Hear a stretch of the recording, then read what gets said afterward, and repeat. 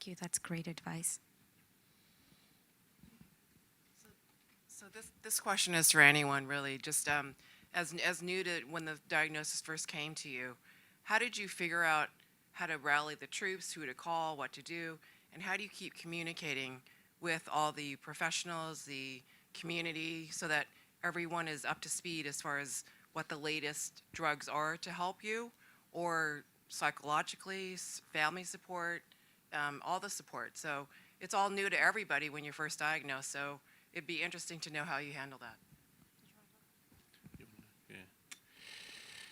I mean, that's when we heard the diagnosis. I mean, I always think, you said about what's the best day of your life. I always think, what's the worst day of my life? And probably the worst day of my life so far has been, we heard first, and we moved. I'm from Europe. I'm from the Netherlands, and we moved to New York City. Actually, I almost could see my old apartment from here, and but to hear that not one but both of my children were diagnosed with Fanconi anemia, and then you read the horrible stories. You read awful stories. You go on the internet and you read about, how people did not make it to age 10 and etc. And so for me it was hard to read.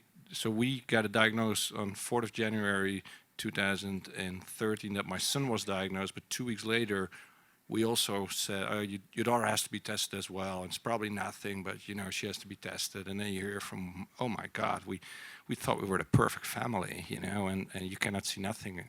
My kids don't show any physical abnormalities. That was really tough. What's really helpful for us is that's where we immediately we heard the diagnosis from Dr.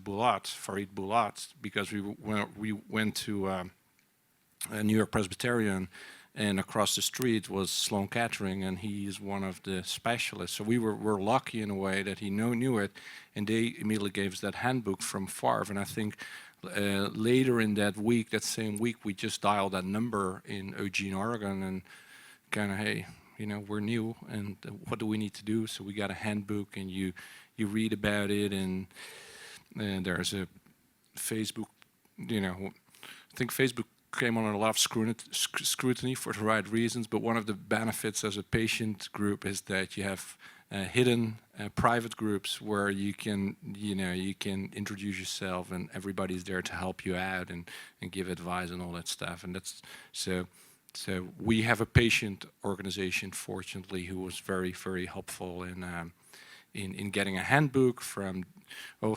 psychological, how do you deal with it?